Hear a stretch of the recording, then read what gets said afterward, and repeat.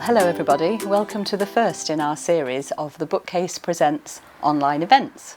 We're really excited to share this programme with you and we hope you'll enjoy watching them all.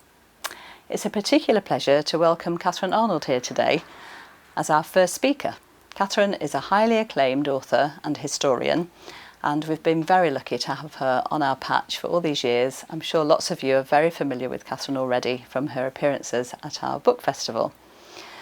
And today we're going to be talking about Catharine's most topical of books, Pandemic 1918. Written 2 years ago, Catharine could hardly have imagined discussing this book in the context of another pandemic, although there are warnings at the end of the book of the ever-present threat. Well, Catharine, thank you so much for coming to us today. It's a real pleasure to welcome you to the shop. And I thought we might start by you telling us a little bit about why you decided to write the book and how you approached the research. Sure, yes. Well, I think there was kind of an inevitability about me writing this book. It was a bit like the Titanic and the iceberg, because previously my series of books about London had been very, very dark. Indeed, my Twitter handle is London Darkside. Yeah. And I'd looked at the darker and more sinister elements of life in London. And I'd always wanted to write about the Spanish flu pandemic. And it got to the point where I needed to get it out of my system. But also I was speaking with my agent and we were looking at the big events, the big, I suppose we wouldn't call it quite a celebration in this case, but events that were, say, 100 years ago or were being memorialised in some way. So I said, well, I think I'll write about Spanish flu. And first of all, I thought, well, I'll develop it as a book about London and Spanish flu, thereby kind of writing about my own patch. And then I thought, no, it needs to be national, because you need to indicate the sheer scale of it across England and Wales and Scotland, perhaps bring in Ireland as well. And even then, that didn't work. And ultimately, I had to write a book about Spanish flu on a global basis, because it was global. And, you know, pandemic means global. When people say a global pandemic, you know, that's sort of a bit redundant. It's a tautology, yes. But this was what I had to write about. Yes. And there's also the minor element that apparently my grandparents both died. Well, I noticed that you dedicated the book to them. Yes. So I assumed there was a connection. That's right. My father was a great deal older than my mother, and he was orphaned by Spanish flu. They both died. And irritatingly, for a historian, he would never talk about it. So, I mean, his memories of the event would have been almost non-existent because he was about 3. Right. But just the things that surrounded it, how it affected him, the ongoing trauma, nothing. He just would not speak about it at all. And in some ways it scarred him for life, as it did millions of other kids. Of course. And how did you approach the research then? Was it from that family angle at first? Unfortunately not, because there's still a great deal of mystery about my father's side of the family, which is really, you know, another book for another time. Oh, good. But I approached it a number of ways. I looked to see what was already out there, in the public domain, people who'd been interviewed, who'd been children at the time. Then I widened it to anybody who'd ever written an autobiography or been written about, any memoirists, any remotely famous or celebrated people, and I'd see what activities and what experiences they'd had of Spanish flu.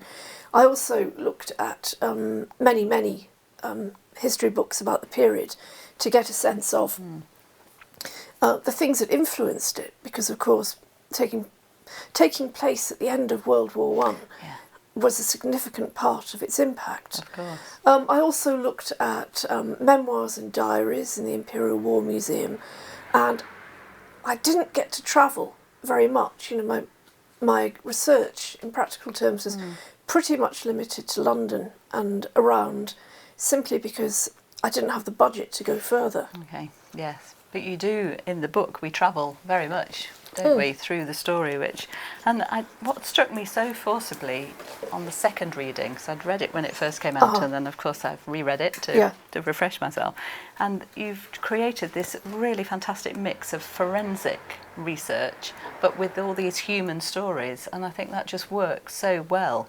that's kind of mix. So I was wondering if you could share with us some of your favourite anecdotes, particularly maybe just the local ones at first to talk about, because you mentioned Nottingham a few times. Yes, Nottingham was very badly hit. There was one statistic which I discovered from some archives in the old Evening Post, some old copies of the Evening Post, where somebody had suggested that about 60,000 people died of Spanish flu in Nottingham in the autumn of 1918. That's a staggering figure huge when you think of the population at the time. There were some very poignant memorial pieces in what was called then the Journal. And some of the names that stood out were a little girl called Dolly Seaton, rather like Arthur Seaton. And she was memorialised as a white flower in heaven because she died when she was 14. Some of the most tragic stuff was about young men who'd come home from the war, who'd emerged unscathed after 4 years in the greatest global conflict that had ever happened at that point. And they would come home and die of Spanish flu, or in one case, one young man lost his mind because dementia and delusions were, sadly, one of the symptoms. And he'd completely lost it, poor man, and killed himself. And the coroner afterwards said, when he was closing the inquest into the young man's death, he said, well, this is a lesson.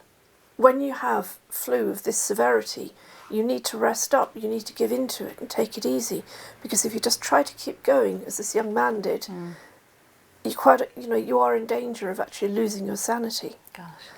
And of course, one of the most famous stories is Catharine Dalton, who is a beautiful young woman, grew up in Nottingham, lived in the park, and she was actually of German ancestry, which is quite unusual. But she met her future husband, who was an army officer, and they were wed in St Mary's in the Lace Market in the October of 1918. And just a week later, she was back being buried.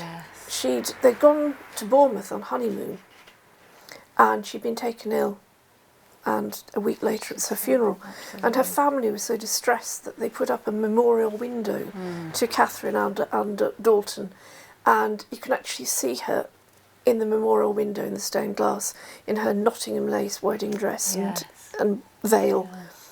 There are so many stories like this that you had such detail about. I just found that absolutely wonderful that you'd got that amount of personal. It's the kind of thing I found from digging away in archives, from just endless notes, endless. I did things like go into Oxfam and look at the military section. There's a very good Oxfam in the middle of Nottingham. And anything about World War One, I'd sort of flick through it, and even if it was only a couple of paragraphs, I'd right, I'm taking this home. I used a few university libraries as well, which were helpful. A lot online, which makes research a lot easier. But then there was the danger of being kind of overcome by the amount of material that I had. What I found difficult with writing this book, and another lady who's written about Spanish flu had the same problem, is trying to get a narrative structure out of it. Because it isn't, say, like military history where you can say, well, this conflict started here, and then this happened, and then it ended. With Spanish flu, what appeared to happen is it broke out in so many different places at the same time. So one can't coherently say it started in France, in the military bases on the Western Front. You can't necessarily say it started in the American barracks back in the States. Because at the time, the world was in such a state of disarray, and there was so much movement going on that you can't just sort of pin it down on one area. It's one of the great mysteries of it. But anyway, in order to try to get some kind of narrative strategy, what I hit on was writing about one or two people who pop up again and again, because I had more material on them and I could sort of actually write about their journey. And then bringing in all these eyewitness stories. Sometimes a person only pops up for a couple of sentences.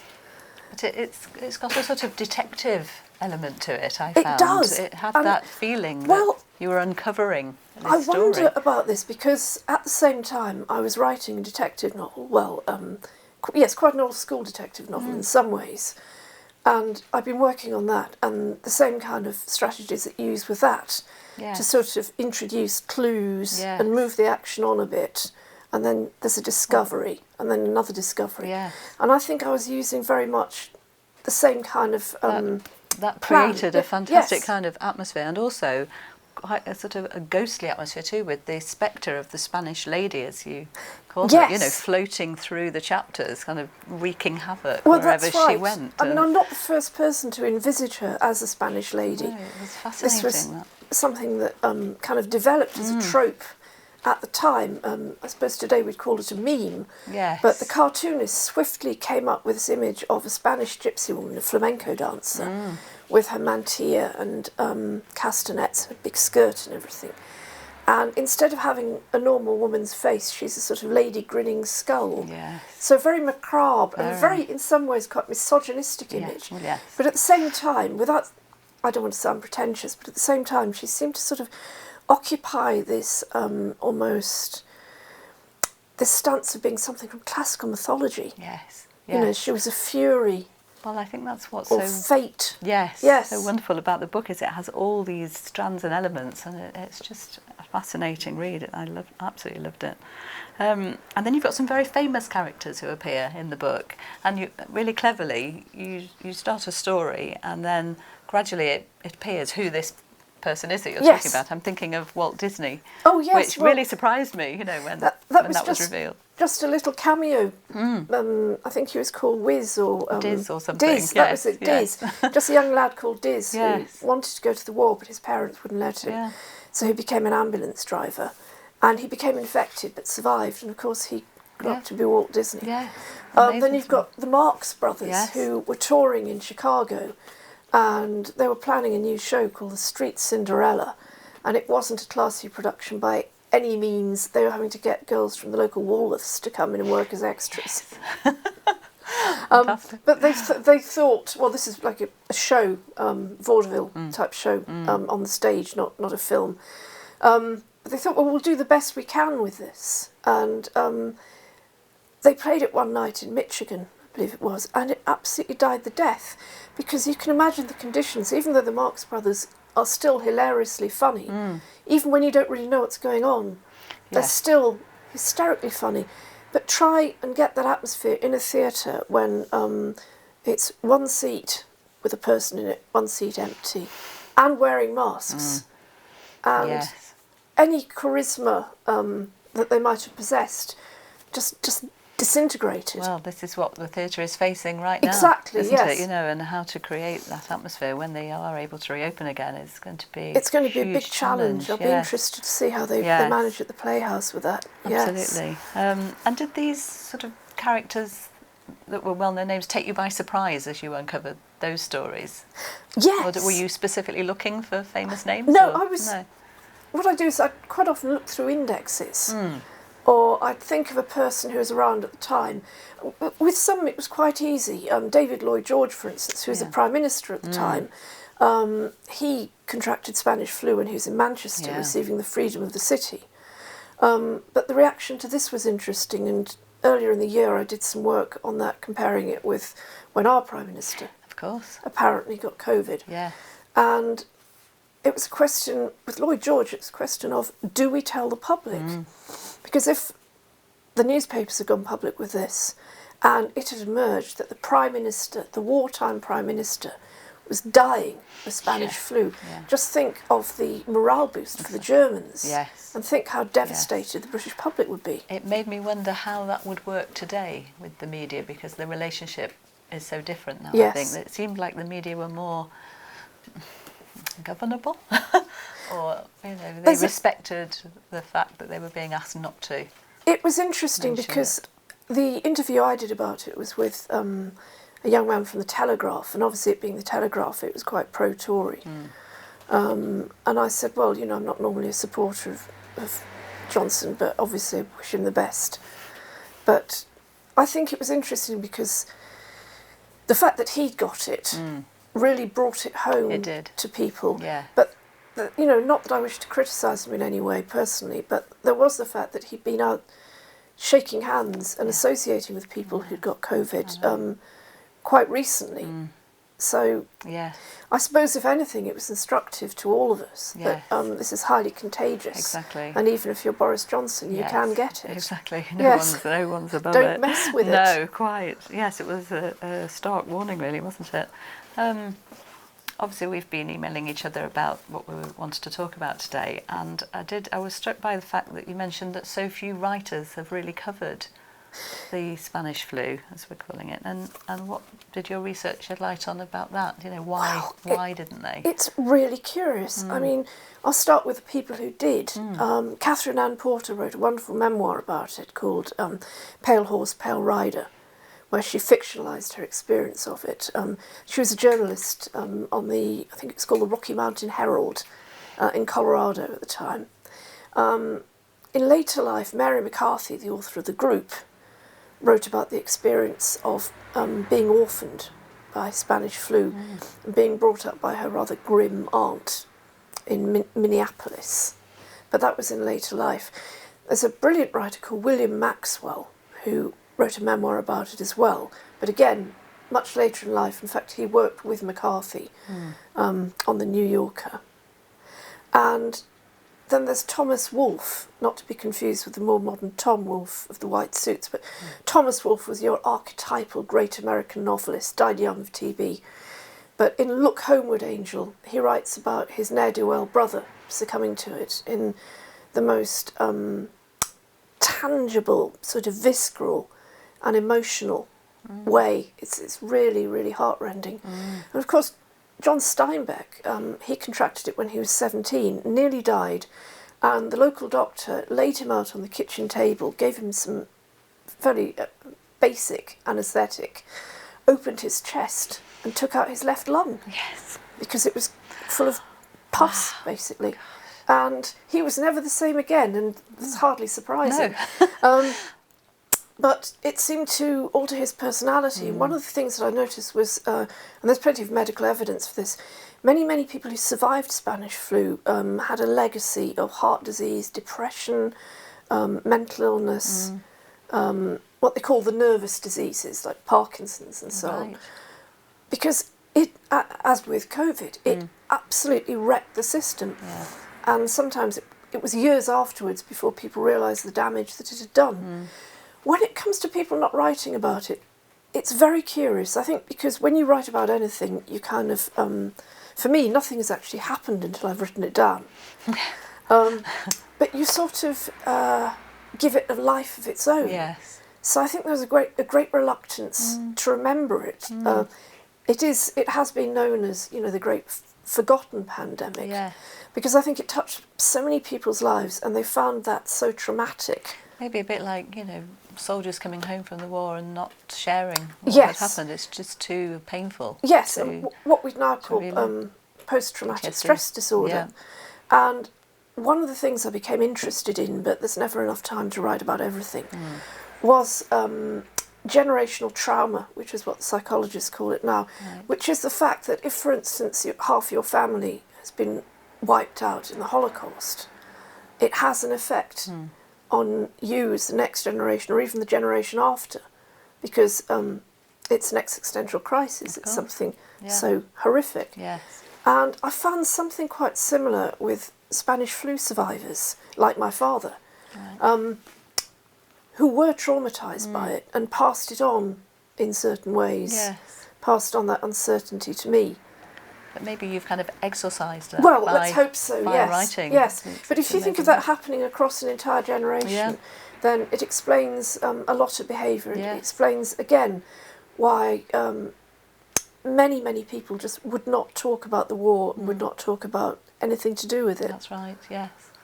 I'm conscious that we keep saying Spanish flu, and I wondered if you could clarify why it became known, or why it has become known as that. Basically, it was a strain of flu, H1N1, and it was an unusual kind of flu because it attacked the young and the healthy, and it created an autoimmune response, a bit like HIV, AIDS.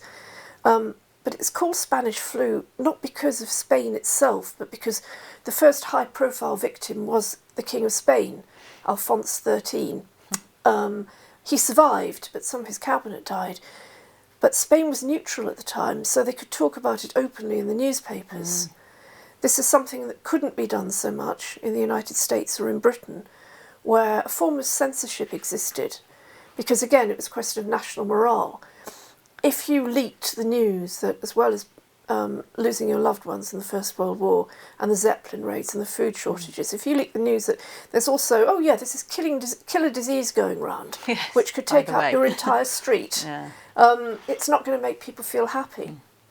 Quite. Yeah, it's interesting. It's kind of I was really intrigued by why it became known as Spanish flu. The Spaniards, the Spanish, for their part, called it the disease of the Naples soldier, after an opera that was playing locally. Yes. Yeah. So bringing it into the place we're in now, at the moment, obviously there's huge concerns about the economic fallout from the pandemic we're in at the moment and the impact generally, on society. We were just talking about this, weren't we, beforehand, and on young people, and again probably that generational trauma that we've just been mentioning. What was the sort of fallout from the Spanish flu economically and in society, really? Well, recently David Aronovich wrote a piece in the Times saying perhaps we shouldn't worry too much about the fallout of COVID, because if we think of the 1920s, the Roaring Twenties started just after the end of Spanish flu and after the end of the First World War. And almost immediately, people started piling in and saying, you've got this wrong, mate, because basically the 1920s were fine. They roared for a few people who were lucky to be rich and young at the time. But remember what happened after that. You went straight into the 30s, the biggest economic depression ever known, and the rise of nationalism in Germany, Italy, and other places. And I think something similar really happened after the end of the First World War. Because of the global conflict, this was almost inevitable. An economic depression was bound to follow such a massive social upheaval. But when you think about it on a practical level, the numbers of young men who died in the war, and then the additional number of people who died from Spanish flu, meant many businesses went under. Farms went to the wall because there was nobody left to pick them up and take on the burden of running a family farm. At the top of the social scale, the kind of Downton Abbey type great stately homes began to flounder for two reasons, really, because the young girls who worked there in service suddenly realised that they could have a lot more fun working with their mates in a factory, getting more money and, having a bit of a life. And also because they didn't have the people to run them. They didn't have the scores of grooms and gardeners and undergardeners and cooks. It was about the time when the stately homes of England, as Coward called them, really began to fail. And at the more basic level, you've got family businesses that went into the ground, and also people themselves didn't have much money. The end of the First World War and the Second World War weren't particularly wonderful for the ordinary person in the street. They were just left wounded and maimed psychologically or physically, and with very little spending power. You're so well placed with all the research you've done to make a comparison, aren't you? I'm sure as all this has unfolded, you must be I felt sort of seeing the two side by side in a way. It was extraordinary. I felt like Cassandra, because as soon as those first news stories started coming in from China, I was like, oh, right. And then I thought, oh, that's okay though, isn't it? Because we've got civil contingency plans in Great Britain. The Home Office has made it a priority to deal with a pandemic. They rehearse for this every year. And over in the United States, you've got the Centre for Disease Control in Georgia, and the White House has got a pandemic strategy. And then, of course, it turned out that, no, we haven't. Because the NHS had had a winter of being overwhelmed by ordinary common or garden flu, in addition to numerous cuts and lack of personnel, because people don't want to work in the health service anymore. And over in the States, President Trump had suspended a lot of the initiatives that have been put in place. So there was a White House plan for dealing with pandemic flu. Who knows what happened to that? But at the Centre for Disease Control in Georgia, the same thing happened. It's like, it's almost like we don't need to bother with that. This is never going to happen. Yes, that's terrifying. So this was a terrifying background against which this could happen. Yes. So at the beginning, you were feeling fairly sort of sure that there were plans in place, and also. At the worst of it, I was comparing notes with a couple of people who lived in France who'd really been on a very, very full lockdown, but they recovered faster. Yes. And my own take on it is, well, I have two views really. I kind of sometimes understand the Swedish approach, which was very fatalistic and much criticised at the time, which was like, we're actually not going to do anything, we're just going to carry on and try and get herd immunity by as many people being infected as possible. Yeah. It was regarded as madness by most people, but they didn't do as badly as we did. No. On the other hand, if we had had to go into lockdown as we did, we should have done it a couple of weeks earlier and we should have kept at it. Yes. Much as I hated it, it should have kept going for about another 3 weeks. And by then, I think we would be in a better place than we are now. Yeah. Whereas what we're trying to do now, I say we, what it seems to me the government is trying to do now is hastily patch it all together. Yeah. Sort of long after the firefighting horse is bolted. And I think if they try and impose another mass national lockdown again, then there'll just be riots. Yes. Yeah. Well, that's kind of back to what we started this little section about, isn't it? Yes. The fallout and the impact on society. I suppose the biggest difference that struck me was that Spanish flu seemed to attack younger people more. Yes. And this virus doesn't seem to have that devastating impact on younger people. Absolutely. At the moment. COVID's, obviously, it's a coronavirus, it's a newer virus. And it's not a flu, it's if anything, it's a form of pneumonia. But it does tend to attack, or has done up till now, more traditional victims, like the elderly or people with existing health conditions. Yes. In this country, only one child has died from it, apparently. Yes. Directly. Yeah. That's still too many.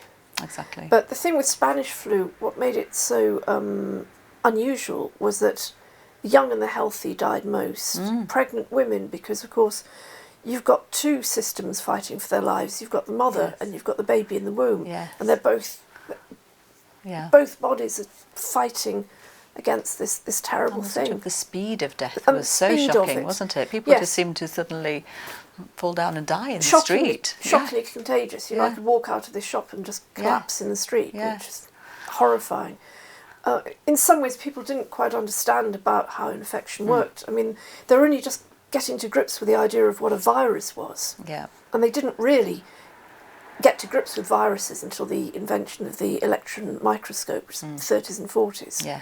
They did understand that a certain degree of quarantine would work, and they did understand that possibly masks would be useful, not so much for protecting... how shall I put this? It's not so much that if I wear a mask, I will be protected. But if I wear a mask, at least I won't be breathing my filthy particles all over somebody else. That's right. So there's that's the message trying to be put out there now, isn't it? Yeah, there's a kind of 50% chance that wearing a mask... We're looking after each other by wearing them. Yeah, and the messaging now is very much appealing to people's better natures. Yes.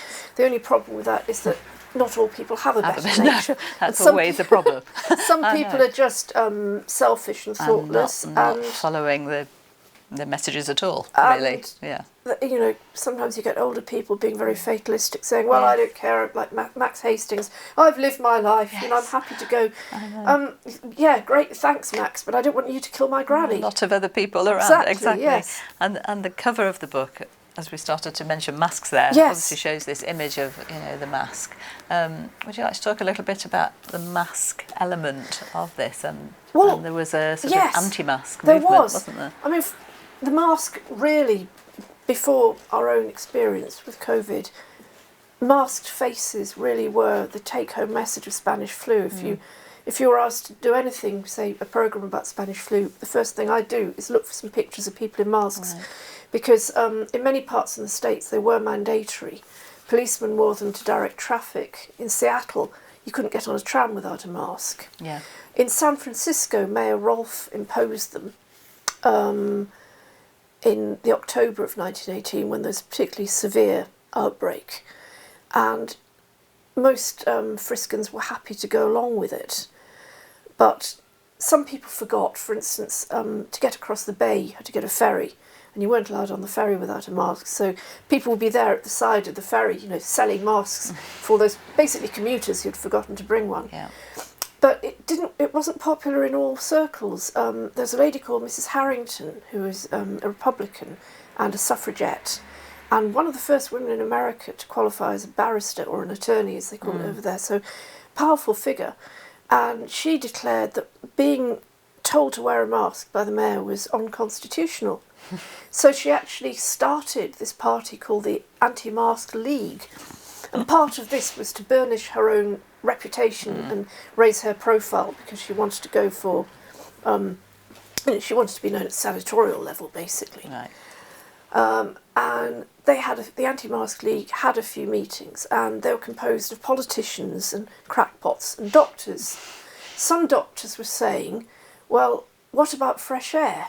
If we're putting our patients outside, if we're having wards outside so the patients can get fresh air, surely fresh air is what you need. Yeah. There was also a business case in that many supporters of the Anti-Mask League ran businesses. It was getting towards Christmas, and they didn't want people sort of coming into the stores wearing their masks, looking all gloomy.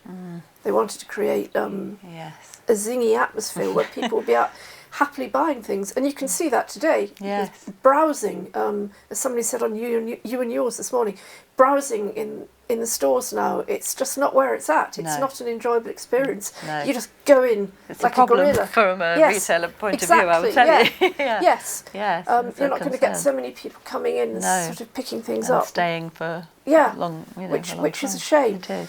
But in the end, the Anti-Mask League got nasty, and one person sent a bomb, an incendiary device, to the public offices, and it's just signed from a well-wisher. And it was powered by an alarm clock. It had 3 pounds of gunpowder in it, and bits of shot, and the usual stuff you get in an IUD. Wow. Really. Or IED, rather. IED, yeah. Luckily it didn't go off, but just imagine what that could have done. Yes. Yeah. And did masks then become a sort of political issue? Well, I suppose it became a political issue insofar as, particularly in America, they felt that it was their constitutional right to do as they liked. I mean, it's a very strong part of the American psyche, isn't it? You know, yes. like God and guns. Not to be told what. You know, Yeah. they don't like being told what to do.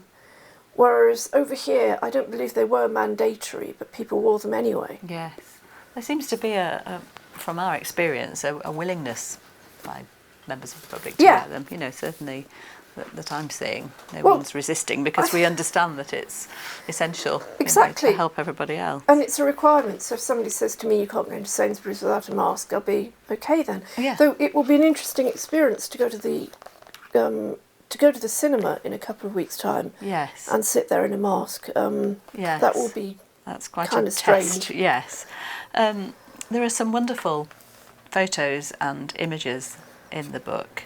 I wondered if there were any of these that particularly you'd like to talk about. You know, we were talking about the masks, and yes, I'm sure everybody watching is going to buy the book anyway. I found them all over. I mean, but yes, there's some wonderful photos. Where there's a family with it's a family picture. It says Dublin, but it's actually a Dublin in the United States. Yes. And even the cat's got a mask on. That's right. Which is wonderful. Then there are the girls outside a factory in Australia. Yes. I mean, certainly there's a sort of sense here of masks becoming a kind of accessory now, a fashion item, and they did, matching them to your outfits. Did that happen? Then, yes. They had all sorts of sort of really delicate silk ones for the ladies. And in San Francisco they were saying, you've got to get these. These are the big thing back east. You know, these are high fashion. Yes. I also loved, some of these things you found. There's a poster here that says "Eat more onions." There were some quite sort of old wives' tale type a lot remedies, of these weren't were there? the old folk remedies: onions, garlic, asafoetida, which is a really foul-smelling spice, Yes. or camphor, which you'd wear in a little bag around your neck. Yes. Whiskey, morphia, of course, to help cope with the cramps and the chills and the temperatures. Yes. One of the odd things about flu was that people used to say you can't do anything for flu, you can't cure it. And in a sense, the medical profession was stumped, but it was a great opportunity for nurses, because nurses really came into their own. Because what a flu patient needs is nursing. They need to be given, gruel or tea. They need their sheets changed regularly.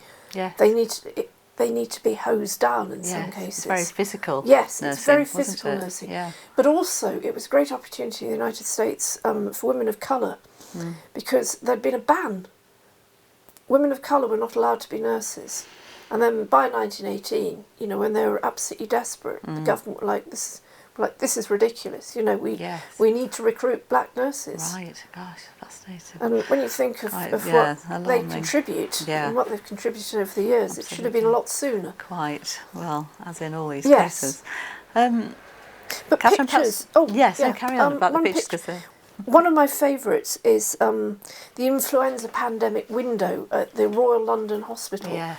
And that was put in a couple of years ago in memory of the flu victims. It is an amazing and it actually has the W diagram of the flu chart. And it's now... it's now the medical library, doesn't it? As well. It's now the medical library. Right. And I went in there one cold afternoon. I got permission, obviously.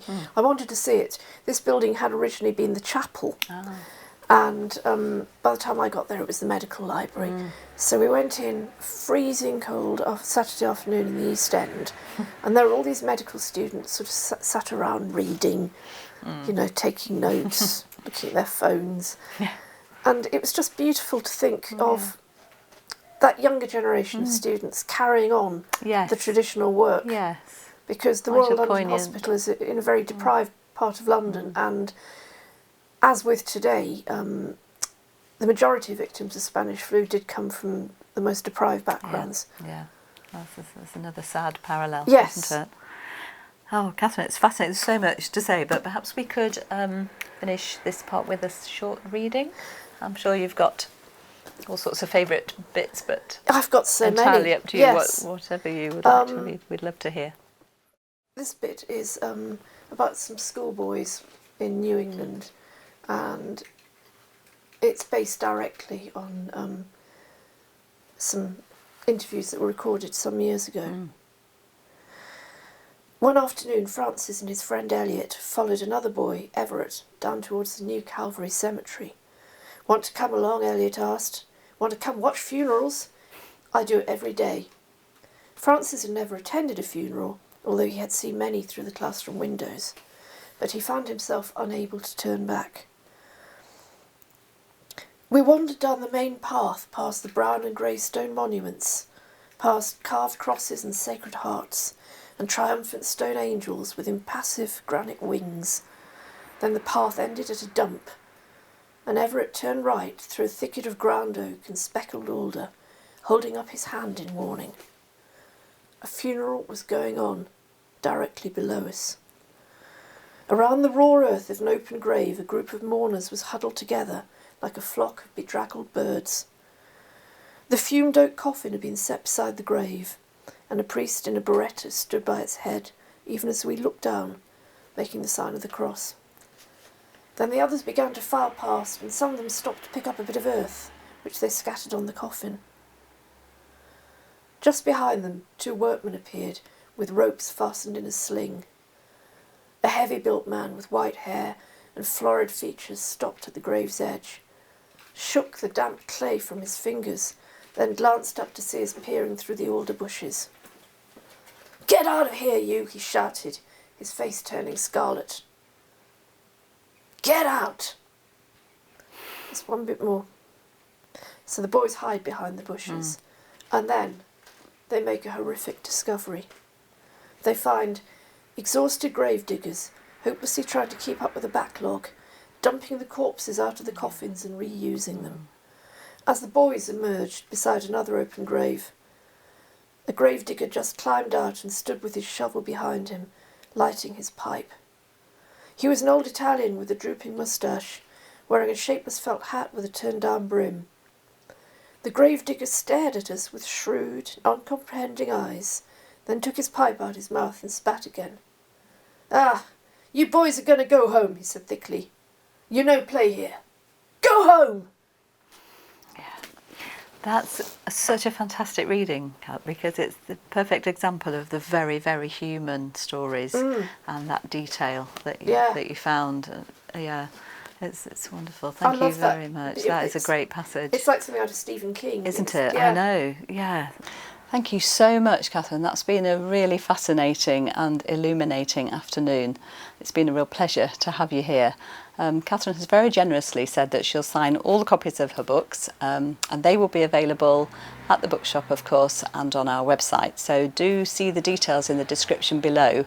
And also there are details on there of the link to Nottinghamshire Hospice. We're not charging a ticket price for these events, but if you feel inclined to make a donation to Nottinghamshire Hospice, which is a wonderful local charity that we support here, that would be really appreciated. Thank you. Thanks to you all for watching. I hope you've really enjoyed it. Details of the next talks will be on our website, and if you're not on our mailing list already, do email me at the shop here through the website, and let's get you on the mailing list so that you know what we're up to. Catherine, thank you again so much for being with us today. It's been a fascinating and illuminating afternoon, and I really appreciate you coming along. Thank you.